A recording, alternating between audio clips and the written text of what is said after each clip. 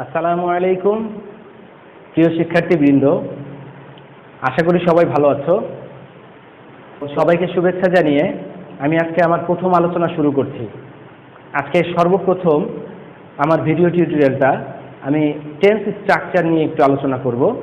তো তোমরা আশা করি 5, 6, 7, 8 এদের জন্য এটা একটু বেশি উপকার হবে, যদিও 9, 10 বা ইন্টারমিডিয়েটে যারা আছো তাদের জন্য হয়তো এটা খুব ইজি, বাট আমি চেষ্টা করব যে এই স্ট্রাকচারগুলো কতটুকু অর্থাৎ মিনিমাম কতটুকু জিনিস খেয়াল থাকলে আসলে মনে থাকে, যে রিভিশন করতে হবে না। তো একবার দুইবার তোমরা যদি এটা একটু প্র্যাকটিস করে নাও, আশা করি আমি আসলে এটা আর তোমাদের সমস্যা হবে না। তো চলো আমরা একটু চেষ্টা করি নর্মালি কিভাবে আমরা মনে রাখতে পারবো।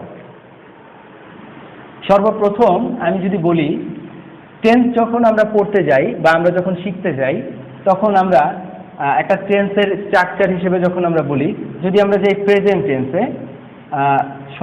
প্রথমে আমি বলে নেই যে আসলে আমরা টেন্সের বিষয়গুলো কিন্তু আমরা জানি। কি কি টেন্স? 3 প্রকার: present tense, past tense and future tense. But আমি সরাসরি স্ট্রাকচারে চলে যাচ্ছি। আমি জানি তোমরা এগুলো পারো, তো টেন্সের স্ট্রাকচারগুলো মনে কিভাবে রাখা যাবে সেটাই আমি বেশি প্রাধান্য দেওয়ার চেষ্টা করছি। আর ক্লাস 5, 6-এ যারা আছে তাদের জন্য একটু বলে নেই, আমাদের প্রেজেন্ট টেন্স হচ্ছে বর্তমানকাল, পাস্ট হচ্ছে অতীতকাল, আর ফিউচার হচ্ছে ভবিষ্যৎকাল। তো এই টেন্সের স্ট্রাকচারগুলো ইংলিশে আমরা একটা সেন্টেন্স দেখলে কিভাবে বুঝতে পারবো কোনটা কোন টেন্স? তো সেইটার জন্য আমরা স্ট্রাকচারগুলো চেষ্টা করব যে কত শর্ট করে এবং কতটুকু না হলেই না ততটুকু মনে রাখার জন্য চেষ্টা করব। তো চলো আমরা একটু চেষ্টা করি। তো প্রথমে আমরা লিখি প্রেজেন্ট টেন্স।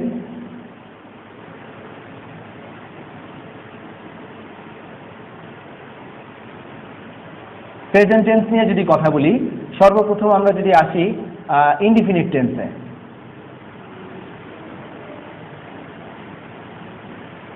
ইনডিফিনিট নিয়ে যদি কথা বলি, আমাদের অনেক কথাই আমরা বলতে পারি। আমি সর্বপ্রথম শর্ট করে লিখব, পরে আগে একটু লিখি সাবজেক্ট প্লাস ভার্বের প্রেজেন্ট ফর্ম, যেটাকে আমরা সংক্ষেপে বলি ভার্বের 1। তারপরে হচ্ছে অবজেক্ট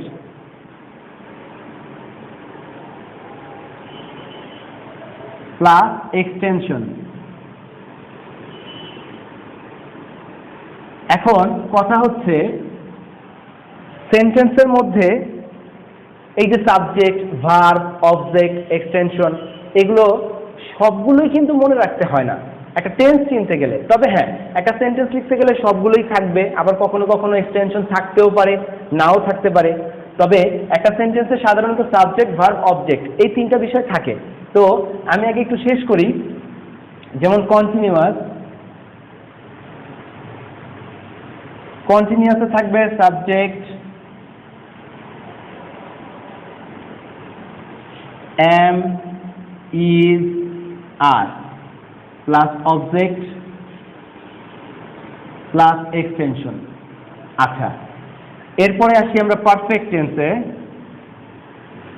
পারফেক্ট টেন্সে যদি আমরা আসি, এখানে থাকবে এস সাবজেক্ট প্লাস হ্যাজ অথবা হ্যাজ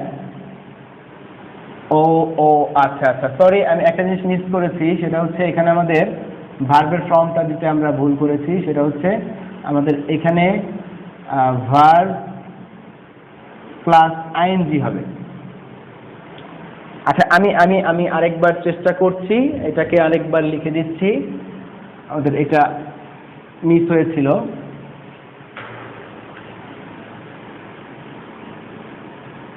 ভার্বের সাথে আইএনজি ইউজ করব আমরা।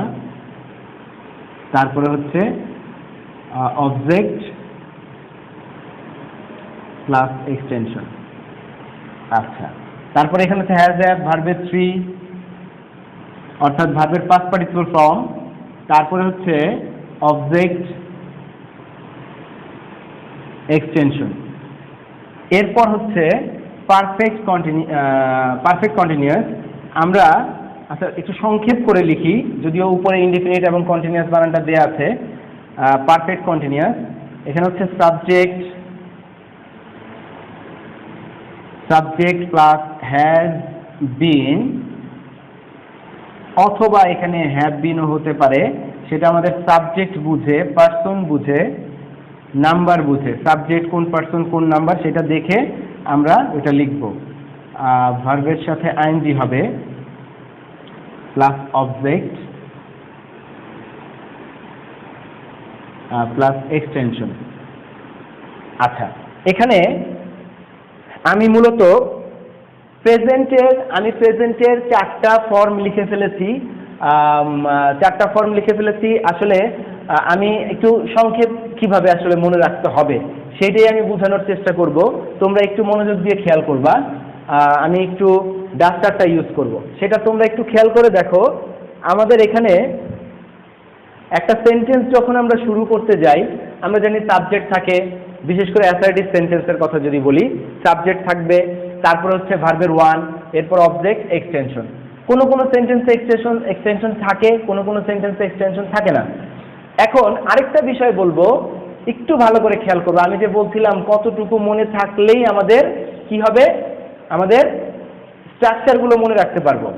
সাবজেক্ট, অবজেক্ট, এখানে সাবজেক্ট, এখানেও অবজেক্ট, এখানে সাবজেক্ট, এখানেও অবজেক্ট, এখানে সাবজেক্ট, এখানেও অবজেক্ট। তার মানে একটা জিনিস আমরা বুঝতে পারলাম যে সাবজেক্ট এবং অবজেক্ট এবং এক্সটেনশন কোনো সেন্টেন্সে থাকে, কোনো সেন্টেন্সে থাকে না। তো সাবজেক্ট এবং অবজেক্ট প্রত্যেকটা সেন্টেন্সে থাকে, তাহলে এটা আমাদের মনে রাখতে হবে যেটা থাকে, বিশেষ করে অ্যাসার্টিভ সেন্টেন্সগুলোতে। কিন্তু টেন্সের স্ট্রাকচার মনে রাখার জন্য তাহলে আমি কি করব? তখন একটা জিনিস আমরা খেয়াল করি, আমি আসলে দেখি কতটুকু মনে রাখা যায়। তাহলে আমরা সাবজেক্ট অবজেক্টগুলো যদি আমরা বাদ দিই, বা এটা আসলে মনে থাকতে হবে, বা এটা সব সেন্টেন্সেই থাকে, তাই এটাকে আমরা ওইভাবে আর রাখলাম না। আমরা শুধু দেখতে চাচ্ছি যে কতটুকু আমাদের মনে রাখতে হবে, ততটুকু রেখে বাকিগুলো আমি মুছে দিচ্ছি।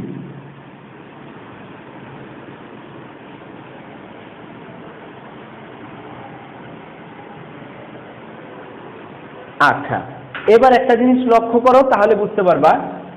আমি বলতে চাচ্ছি সাবজেক্ট, অবজেক্ট, এক্সটেনশন প্রায় সেন্টেন্সেই থাকে, তাই এইটাকে মাথায় রেখে বারবার সাবজেক্ট প্লাস ভার্বের one plus object plus extension এইভাবে বলতে গেলে আমাদের দেখা যায় মনে থাকতে চায় না, বা কখনো রিভিশন করতে হয়।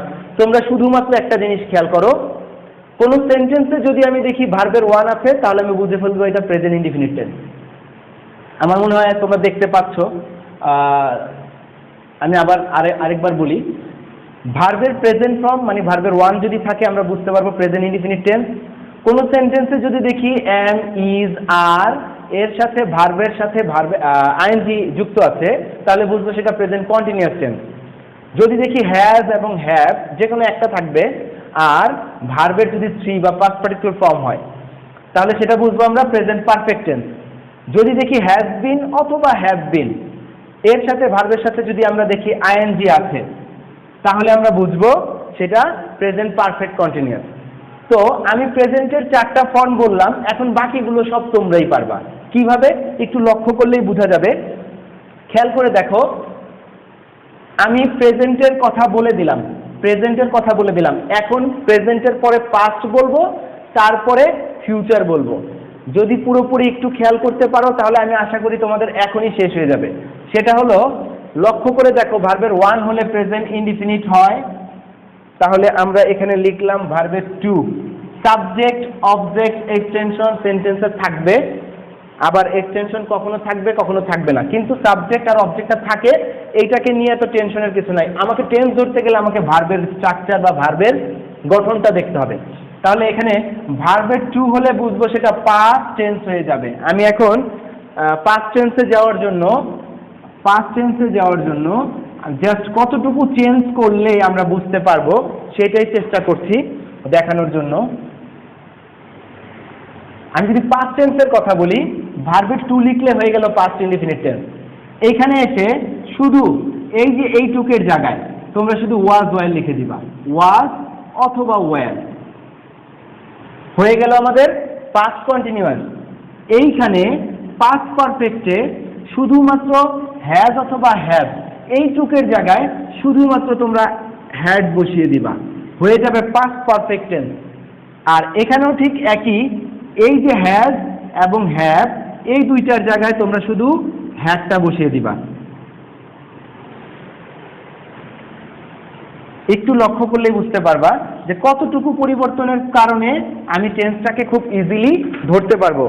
তাহলে আমি বুঝাতে চাইলাম ভার্বের ওয়ান যখন হয় তখন প্রেজেন্ট ইনডিফিনিট টেন্সের কথা বলছি, অর্থাৎ এখানে শুধু ওয়াজ অথবা ওয়্যার, আর আমাদের এখানে শুধু হ্যাড। আর এখানে বলতে চাচ্ছিলাম, যেটা লিখলাম যে কতটুকু পরিবর্তন করব, তাহলে আমরা এখানে এসে পারফেক্ট কন্টিনিউয়াসে কিন্তু অনেক সময় সময়ের কথা আসলে থাকবে, এটাই স্বাভাবিক। তবে নর্মাল একটা স্ট্রাকচার দেখলে বোঝা যাবে এটা পারফেক্ট কন্টিনিউয়াস, সময়ের কথা দিয়ে থাকবে। যেমন এখানে এটা ছিল পাস্টের কথা বলছিলাম, তাহলে হ্যাড বিন, আসলে আমাদের যেহেতু আমরা হ্যাজ বিন হ্যাভ বিন মুছে ফেলেছি, তাহলে শুধু এখানে আমরা একটাই কথা লিখবো যে হ্যাড বিন, পাস্ট পারফেক্ট কন্টিনিউয়াসের জন্য। তাহলে পার্থক্যগুলো আমি কি বুঝাতে চাইলাম, যদি আমরা ওইভাবেই কথাটা বলি, জাস্ট চেঞ্জিং এর বিষয়টা তোমরা হয়তো ভিডিওটা যখন প্রথমে টানবা, এই যে এখানে কি কি চেঞ্জ করেছি এটা দেখলেই বুঝে ফেলবা যে আসলে শুধুমাত্র ভার্বের টু হলে পাস্ট ইনডিফিনিট হয়ে যায়, ওয়াজ ওয়্যার হলে ভার্বের সাথে আইএনজি থাকতে হবে, যেটা ভার্বের সাথে আইএনজি কন্টিনিউয়াসের জন্য প্রেজেন্টও হবে, এবং হ্যাভ হ্যাজের জায়গায় হ্যাড হলে হয়ে যাবে পাস্ট পারফেক্ট টেন্স। আবার যদি হ্যাজ বিন হ্যাড বিনের জায়গায় শুধু হ্যাড বিন হয়, আবার ভার্বের সাথে আইএনজি থাকতে হবে, তাহলে হয়ে যাবে পাস্ট পারফেক্ট কন্টিনিউয়াস। আচ্ছা, এবার ফিউচারের কথাটা বলবো। তো ফিউচারের কথাটা বলতে চাইলে আমাকে যেটা করতে হবে সেটা হলো আমি আবার প্রেজেন্টেরটা লিখব। আসলে প্রেজেন্টের স্ট্রাকচার যাদের মনে থাকবে তাদের কিন্তু ফিউচারটা মনে থাকবে। আমি তো সংক্ষেপে লিখি, সাবজেক্ট প্লাস ভার্বের ওয়ান প্লাস অবজেক্ট, সংক্ষেপে লিখলাম, এক্সটেনশন এখন লিখলাম না। সাবজেক্ট প্লাস অ্যামিজার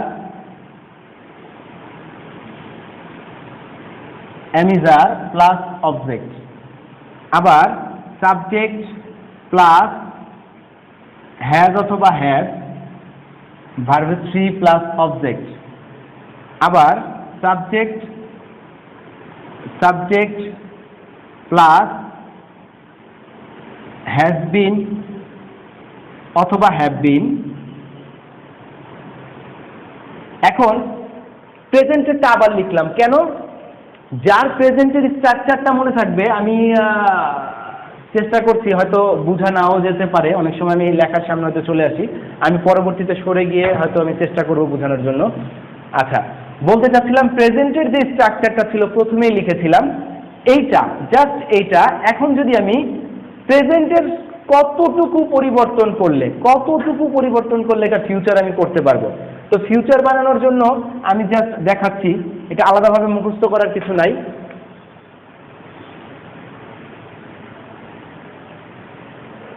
ফিউচার টেন্সের জন্য ইনডিফিনিটে একটা জিনিস লক্ষ্য করো, এই সাবজেক্ট প্লাস ভার্ব, এই সাবজেক্ট প্লাস ভার্বের মাঝখানে শুধু এই জায়গাটাতে আমি শ্যাল অথবা উইল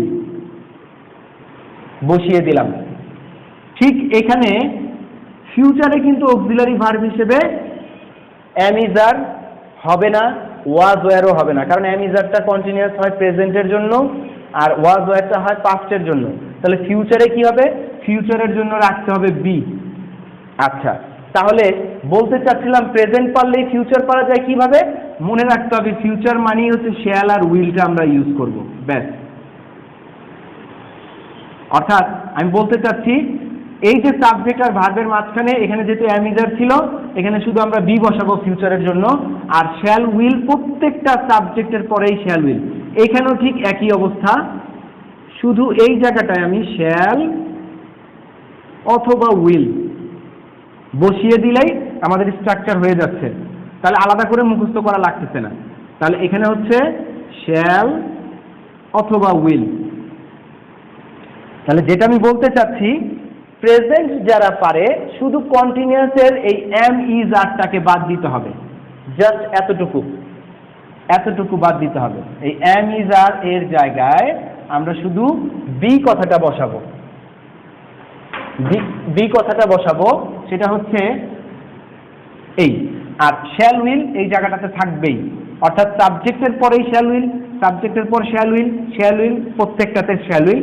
আর প্রেজেন্টের যা স্ট্রাকচার ছিল হুবহু সব ঠিক আছে, শুধু এম ইজ আর এটাকে আমরা তুলে দিয়ে শুধু বি কথাটা বসালাম। কারণ ফিউচারে অ্যামিজার হবে না, ওয়াজার হবে না, হবে বি। কিন্তু বি হলেও তার আগে শ্যাল অথবা উইলটা আমাদেরকে প্রত্যেককে বসাতে হবে। তো আমি পর্যায়ক্রমে চেষ্টা করব। আজকে স্ট্রাকচারটা বললাম, স্ট্রাকচারটা তোমাদের হয়ে গেলে পরবর্তীতে আমি এরপরে আসবো ভয়েসের ব্যাপারে আসবো, অ্যাক্টিভ ভয়েস প্যাসিভ ভয়েসটা কীভাবে মনে রাখা যায় সেটাও ইনশাল্লাহ আমি চেষ্টা করব। এবং অনেক সময় বাংলা লাইন থেকে আমরা চিনতে পারি না কোনটা কোন টেন্স কোন ফর্ম, সেটা নিয়ে আমি আলোচনা করবো ইনশাল্লাহ। কিন্তু এখন স্ট্রাকচারটা আমি আশা করি তোমরা একটু মনোযোগ দিয়ে শুনলে হয়তো স্ট্রাকচারটা এখন আর ভুল হবে না, যে আসলে শুধু ভার্বের ফর্মের দিকে তাকালে বা লক্ষ্য করলেই আমাদের টেন্সের স্ট্রাকচারটা মনে থাকে। তো তোমরা এখন যেটা করবা, স্ট্রাকচারটাকে খুব সুন্দর করে তাড়াতাড়ি করে শেষ করে ফেলবা। এরপরে আমি ভয়েস নিয়ে কথা বলবো। ভয়েসেরও কিন্তু একটা স্ট্রাকচারের ব্যাপার আছে। তো ভয়েসের স্ট্রাকচারও অনেক সময় তোমাদের ওই 9-10 ইন্টারের স্টুডেন্টরাও কিন্তু এলোমেলো করে ফেলে, সবাই না, এখন বেশিরভাগই দেখা যায় এলোমেলো করে ফেলে। মোটামুটি যারা পড়াশোনা মনোযোগ দিয়ে করে তাদের হয়তো ভুলটা খুব কমই হয়, কিন্তু বেশিরভাগ ক্ষেত্রে দেখা যায় স্ট্রাকচারগুলো এলোমেলো করে ফেলে, যার কারণে তারা ঠিকমতো লিখতে পারে না। তো আমি পরবর্তীতে ভয়েস প্যাসিভ ভয়েস, অর্থাৎ আমরা এতক্ষণ যে আলোচনা করলাম এগুলো ছিল সব অ্যাক্টিভ ভয়েসের আলোচনা। এরপর আমরা প্যাসিভ ভয়েসের আলোচনাগুলো বা স্ট্রাকচারগুলো কিভাবে মনে রাখা যায় সেটা নিয়ে আমি চেষ্টা করবো ইনশাল্লাহ। তো আশা করি সবাই বুঝতে পেরেছো, এবং অবশ্যই তোমরা এটা বাসায় প্র্যাকটিস করবা। যদি কোনো প্রকার কিছু জানার থাকে তাহলে তোমরা কমেন্ট বক্সে হয়তো আমাকে কমেন্ট করতে পারো। আর অবশ্যই আমাদের এই চ্যানেলটি আমি একটু সুযোগ করে দিচ্ছি, আসলে আমি সামনে থাকলে হয়তো লেখাটা পুরোপুরি দেখা যাবে না, তোমরা একটু দেখে নিতে পারো আসলে কিভাবে লিখেছি বা কিভাবে মনে রাখতে হবে। বিশেষ করে এটা আসলে আমি 5, 6, 7 ওদের উদ্দেশ্যেই দেয়া, পরের ক্লাসগুলো হয়তো এগুলো পারে, তারপরে অনেকের যদি প্রবলেম থেকে থাকে হয়তো এইভাবে চিন্তা করলে তোমাদের বিষয়টা ক্লিয়ার হয়ে যাবে। তো আজকে এতটুকুই। তো আমি আজকে আপাতত এতটুকু বলবো।